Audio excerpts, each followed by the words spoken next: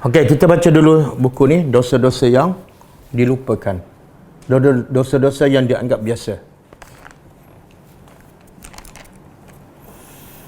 Hari ini dosa yang ke-9 muka surat 44. Siapa yang ada buku boleh buka muka surat 44, dosa yang ke-9.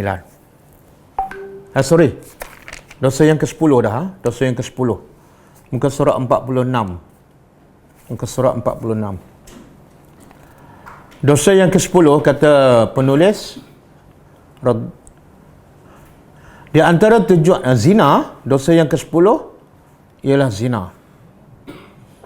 Mungkin bagi kita tak adalah, kita tak akan rasalah zina itu dosa biasa, tapi setengah orang yang selalu berzina, kadang-kadang bapa dengan anak, kadang-kadang dengan pembantu, kadang-kadang atuk dengan cucu, kan, semua mahram. Dia tak rasa berdosa, sebab tu dia sanggup buat. Jadi kata penulis, di antara tujuan syariat adalah menjaga kehormatan dan keturunan. Kerana itu syariat Islam mengharamkan zina.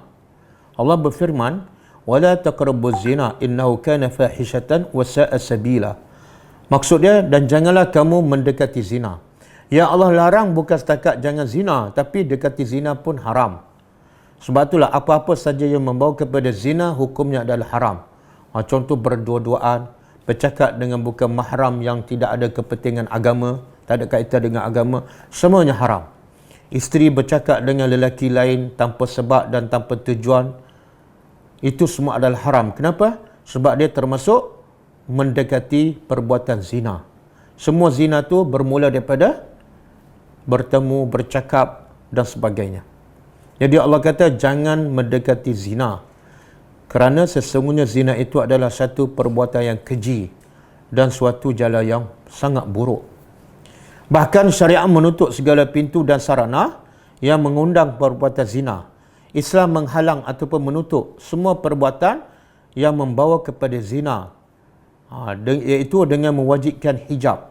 Kadang-kadang antara punca zina ialah sebab wanita tidak tutup aurat, yang menyebabkan lelaki tergoda dan akhirnya berlakulah penzinaan. Dia, lelaki kalau tengok orang yang bertudung lengkap dengan yang buka aurat, yang mana dia tengok?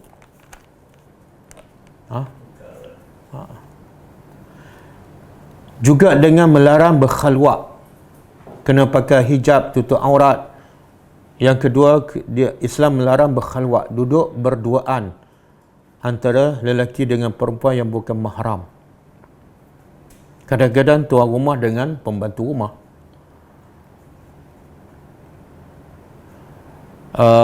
Dan Islam juga mengenakan hukuman yang berat kepada penzina demi untuk menghalang perbuatan zina yang sangat keji dalam Islam.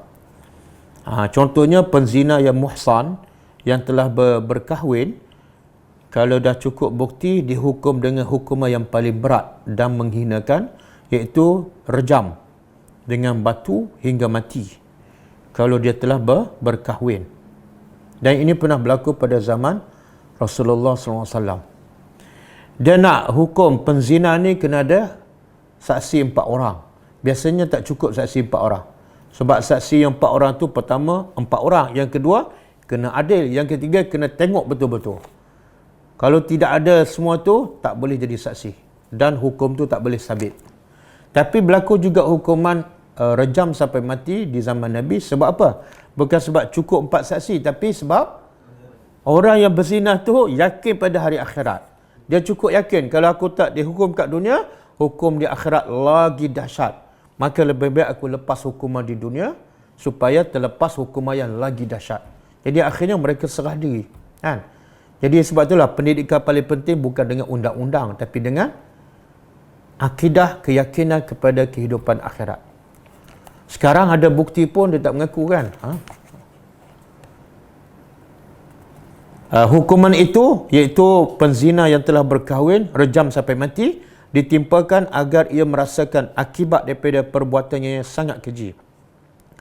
Juga agar setiap anggota tubuh badannya rasa kesakitan, kan? Kenapa rejam satu badan?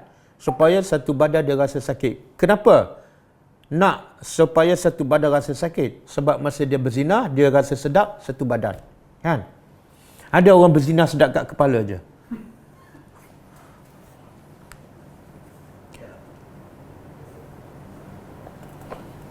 Okey, ada pun penzina yang belum pernah melakukan senggama ataupun belum berkahwin lah melalui nikah yang sah, maka ia dicambuk di mana disebat sebanyak 100 kali kalau wanita ataupun lelaki itu belum berkahwin. Jadi yang dah kahwin hukuman lagi teruk. Kenapa? Sebab kamu dah kahwin, dah ada pengalaman, nak juga berzina, hukuman teruk. Tapi kalau yang belum berkahwin, tak ada pengalaman, hukumannya ringan sikit, iaitu sebat 100 kali. Iaitu satu bilangan yang paling banyak dalam hukum sebat yang dikenali dalam Islam. Inilah paling banyak. Kalau minum arak, ada pendapat mengatakan 80 sebatan, ada mengatakan 60. Jadi yang berzina ni paling banyaklah. Hukuman itu harus disaksikan oleh sekelompok orang ramai. Supaya apa? Supaya penzina tu betul-betul rasa malu dan dia tak akan ulang lagi. Tapi kalau buat dalam penjara, tak ada siapa tengok, mungkin terlepas penjara, satu hari dia buat lagi. Dan supaya orang yang melihat tak akan buat, tak teringin pun nak buat, tak berbalik ya. Seronok sekejap tapi sakit sekian. Satu bukti betapa hukum itu amat dihinakan, dipermalukan. Tidak hanya itu, penzina tersebut selanjutnya ada hukum lagi dalam Islam. Penzina tu yang belum kahwin harus dibuang negeri ataupun buang daerah daripada tempat ia melakukan penzinaan. Supaya apa? Supaya dia tak jumpa lagi orang yang dah berzina ataupun tak terkenang kisah yang lama selama 1 tahun penuh. Adapun siksaan para penzina, baik laki-laki maupun perempuan, di alam barzah. Ini belum di akhirat ni. Di alam barzah, iaitu dalam kubur. Apa hukuman penzina ni? Jadi dengan baik-baik, kalau ada saudara mara kita yang terlibat dengan zina, kadang-kadang suami isteri kan, isteri dengan lelaki lain, suami pula dengan perempuan lain, kadang-kadang sembah mahram. Dengar, ini baru azab di alam barzah, dalam kubur. Iaitu dia akan ditempatkan di dapur api yang atasnya sempit dan bawahnya luas. Daripada bawah tempat tersebut api dinyalakan. Sedangkan mereka berada dalamnya dalam keadaan telanjang. Maka jika api dinyalakan, mereka akan berteriak, melolong-lolong dan memanjat ke atas hingga hampir-hampir saja mereka bisa keluar. Ini di mana ni? Baru dalam kubur, belum di akhirat, belum dalam neraka ni. Jadi bila dinyalakan, mereka melolong, menangis, memanjat sampai ke tempat yang nak keluar tu. Tapi bila api dipadamkan, mereka kembali lagi ke tempat semula, iaitu di bawah. Kemudian api dinyalakan kembali. Demikianlah terus berlangsung hingga datangnya hari kiamat. Siapa yang tahan ni? Kalau kiamat 1000 tahun lagi, dia akan diazab dalam tempat yang ada api itu selama 1000 tahun. Itu baru dalam kubur. Jadi bertaubatlah orang yang berzina, dan yang nak berzina jangan buat. Tak berbalik ya. Keadaannya akan lebih buruk lagi jika lelaki tersebut sudah tua. Kalau lelaki yang berzina tu adalah tua, lagi teruk azabnya. Tapi masih terus berbuat zina padahal kematian hampir menjemputnya. Tapi Allah masih memberinya waktu. Dalam hadis marfu' daripada Abu Hurairah radhiyallahu anhu disebut, "Salasatun la yukallimuhumullahu yaumal qiyamah wa la yuzakkihim wa la yanzuru ilaihim wa lahum azabun alim. Syaikhun zanin wa malikun kazzab wa a'ilun mustakbir." Hadis sahih riwayat Muslim. Maksud dia, 3 jenis manusia yang tidak akan Allah bercakap dengannya. Bila Allah tak nak bercakap, itu makna kesalahan yang sangat besar lah. Juga Allah tidak akan menyucikan mereka. Allah tidak akan terima taubatnya. Dan Allah tidak lihat pun pada mereka. 3 azab. Allah tak bercakap, Allah tak lihat, dan Allah tak menerima taubatnya. Sedangkan bagi mereka pula azab yang pedih. Siapa ni 3 golongan ni? Pertama, lelaki tua yang suka berzina. Kenapa lelaki tua? Maknanya kalau lelaki muda berzina, okey ke? Sebab sepatut kamu dah tua, dah pernah berkahwin kan? Dah ada pengalaman, dah nak mati besok lusa, sepatut tak buatlah. Tapi tiba-tiba berzina juga, azabnya teruk. Yang kedua apa dia? Malikun kazzab.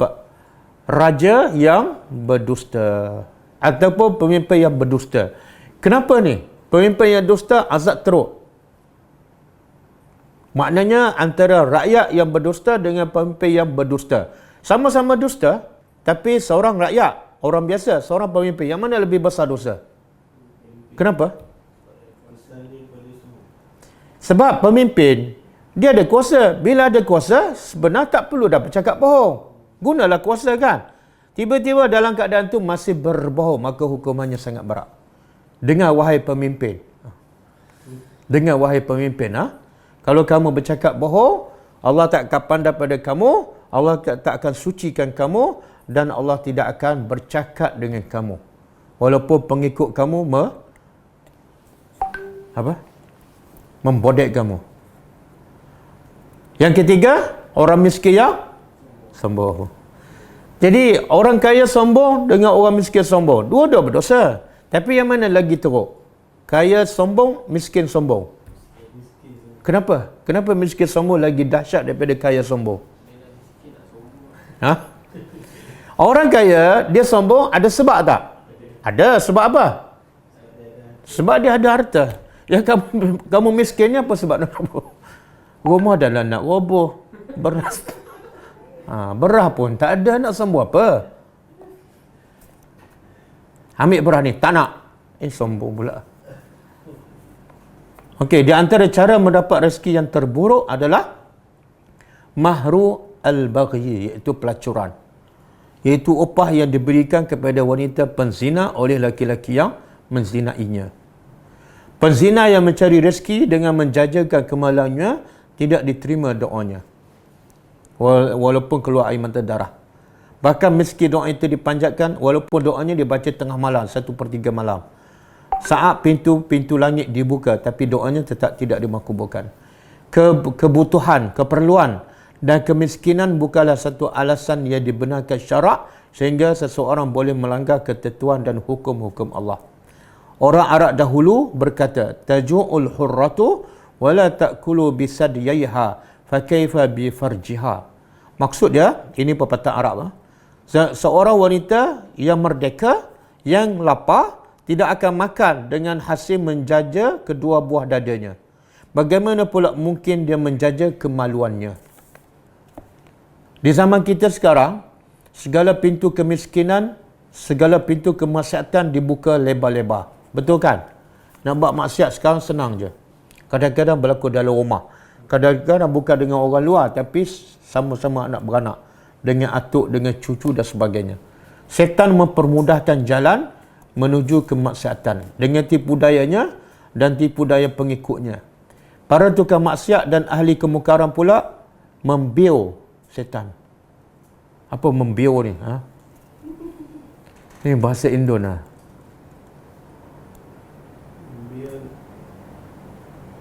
Para tukang maksiat dan ahli kemukaran membiu setan. Menjadi tali baruk lah, senang. Menjadi tali baruk setan. Maka bertebaranlah para wanita yang memamerkan aurat dan keluar rumah tanpa mengenakan pakaian yang diperintahkan agama. Betul? Sebab tu apa hikmah terbesar PKP apa dah? Orang yang buka aurat kurang dosa dia. Sebab apa? Sebab dia banyak duduk kat rumah. Cuba bayangkan kalau dibenarkan keluar kan, PKP tak ada. Keluar setiap hari, buka aurat setiap hari 24 jam. Berapa banyak dosa dia.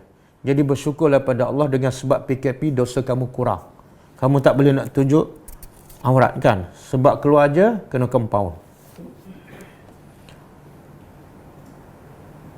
Pergaulan bebas, tatapan yang berlebihan dan pandangan yang diharamkan menjadi fenomena umum.